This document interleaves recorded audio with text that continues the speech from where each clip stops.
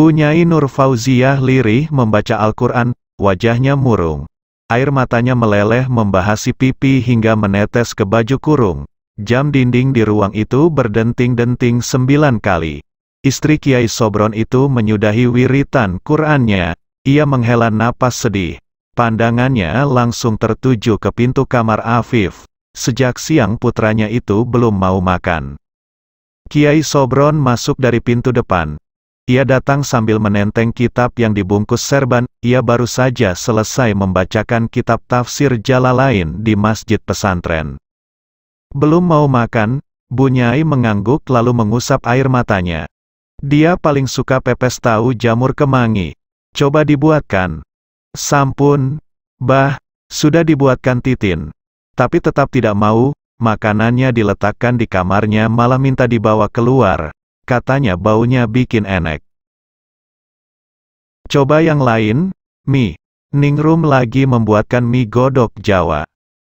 Yah, itu dia juga suka. Nanti kalau dia tidak suka juga biar Abah yang makan. Abah kok malah begitu? Nggak mikirkan anaknya, lo kan kalau tidak suka, dibuangkan mubazir. Tidak memikirkan bagaimana? Justru sejak awal, Abah sudah memikirkan. Coba Umi ingat, sejak awal mula Abah sudah mengusulkan Aina dinikahkan sama anak kita. Umi yang bilang, Afif baru lulus aliyah harus kuliah dulu, nanti bubrah semua. Lalu ketika Afif datang dari rumahnya Aina dan menceritakan semuanya, ia juga sampaikan rancangannya, mau kuliah ke Mesir tapi nikah dulu sama Aina. Ia akan bawa Aina ke sana menemaninya belajar. Afif juga sudah jelaskan bagaimana cara dia nanti menghidupi keluarganya di sana. Bagi Abah, masuk akal dan rasional. Tapi menurut Umi tidak masuk akal dan tidak rasional. Itu angan-angan yang utopia, terbawa indahnya drama cinta Korea. Umi tetap tidak mau menjemput Aina.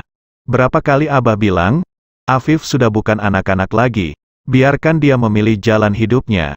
Umi masih terus menganggap Afif baru lulus aliyah, masih bayi. Lah, Abah harus bagaimana lagi, di zaman akhir seperti ini. Ada anak muda datang minta dinikahkan itu bagus. Afif kan minta dinikahkan dengan gadis pilihannya, bukan minta pacaran atau lainnya, kan bagus. Abah setuju, tapi Umi terus saja ragu. Bu Nyai Nur Fauziah menahan isak tangis. Iya, kali ini Umi yang hilaf. Bah, maafkan Umi. Umi lupa kalau setiap anak itu beda. Masih ingat, dulu Asyik juga pernah minta dinikahkan dengan siapa itu? Santriwati dari Rembang. Desi Ratnasari? Bukan. Abah ini, Umi serius. Dina Wulandari? Ya, Dina Wulandari. Asyik kan terus minta ngoyok.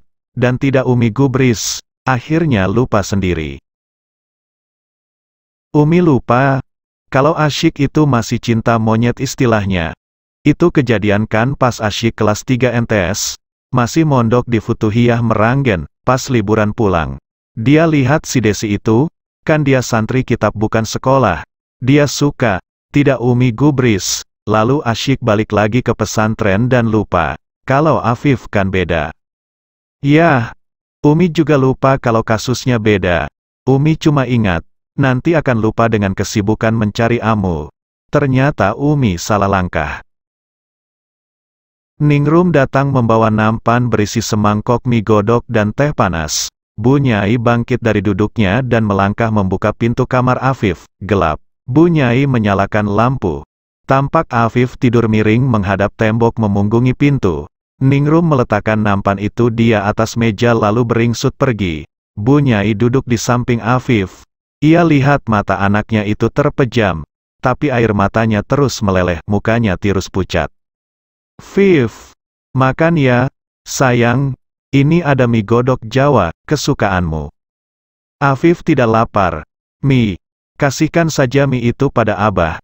Lirih Afif dengan tetap memejamkan mata dan tidak mengubah posisi tidurnya. Bu Nyai menengok ke belakang dan memandang wajah Kiai Sobron sambil mengacungkan tinju. Kiai Sobron mengangguk, mengaku salah. Sejak siang perutmu belum diisi. Nanti kau bisa sakit. Ayo makan, sayang. Afif memang sudah lama sakit. Mi, Bu Nyai diam. Rasa bersalahnya kembali datang. Menyergap, kedua matanya kembali basah. Harus berapa kali lagi Umi ngaku salah dan minta maaf, anakku, isaknya. Umi jangan sedih, jangan menangis. Umi sama sekali tidak salah.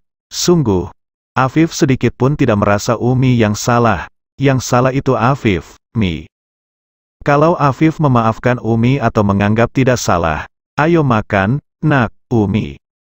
Afif ingin makan, tapi Afif sama sekali tidak selera, Mi. Afif kalau makan mau muntah rasanya. Afif banyak dosa sama Umi, maka Afif dihukum seperti ini. Kalau Afi dengarkan nasihat Umi agar terus melanjutkan sekolah di Kudus, mungkin penderitaan ini tidak Afif alami. Kalau Afif sekolah di Kudus sampai selesai aliyah, Afif tidak akan bertemu Aina, tidak akan kenal Aina, tidak akan jatuh cinta sama Aina, tidak akan bermimpi punya istri Aina. Salahnya Afif kenapa bertemu Aina Mardea? Kenapa kenal Aina? Maafkan Afif, Umi. Maafkan Afif yang telah membuat Umi sedih dan menangis. Kalau Afif nanti mati, tolong Umi dan Abah jangan marah sedikit pun dan tidak rida pada Afif. Bu Nyai rebah di tempat tidur itu, ia memeluk anaknya sambil menangis terisak-isak. Pak Kiai Sobron menghela napas, menahan diri agar tangisnya tidak pecah. Kiai Sobron berpikir, ketika ia baca cerita Laila Majnun. Kisah cinta yang merasuk sampai ke sumsum dan nyaris membuat gila hanya ada dalam cerita. Kini ia lihat sendiri hal itu terjadi pada putranya. Sudah 8 hari Afif tidak doyan makan. Ia hanya mengurung diri dalam kamar. Ia hanya bergerak ketika tiba waktu salat, untuk wudu dan salat. Setelah itu ia tiduran. Beberapa kali makan ia muntah, dan nyaris hanya air minum yang masuk ke dalam perutnya. Berulang kali dibujuk untuk berobat ke dokter. Ia tidak mau. Kiai Sobron melihat cahaya hidup dalam wajah Afif semakin redup. Tiba-tiba Pak Kiai Sobron berpikir obat satu-satunya mungkin adalah Aina. Ia siap melakukan apa saja demi kebahagiaan anaknya. Meskipun ia harus mengemis pada Aina supaya mau dinikahkan dengan Afif. Afif, Abah berpikir, besok akan ke Kaliwenang. Abah akan minta kepada Pakde dan budenya Aina juga kepada calon suaminya Aina agar mereka mau membatalkan pernikahan itu. Agar Aina bisa Abah bawa kemari untuk dinikahkan dengan dirimu. Abah bisa merasakan apa yang kau rasakan. Demi Allah, jangan lakukan itu, Bah. Jangan, kenapa? Itulah penawar sakit yang kau derita anakku. Jangan, Bah. Kalau Abah lakukan itu, Afif akan semakin menderita. Afif tidak mau menjadi penyebab Abah menabrak aturan baginda Nabi. Seorang muslim tidak boleh melamar di atas lamaran saudaranya, apalagi merusaknya, membatalkan akad nikah yang sudah siap dilaksanakan. Kita semua sudah tahu undangan sudah disebar. Abah, jangan Abah, jangan, Abah jangan memberi contoh yang tidak baik kepada umat. Jangan Abah, demi Allah. Jangan, Afif terisak-isak.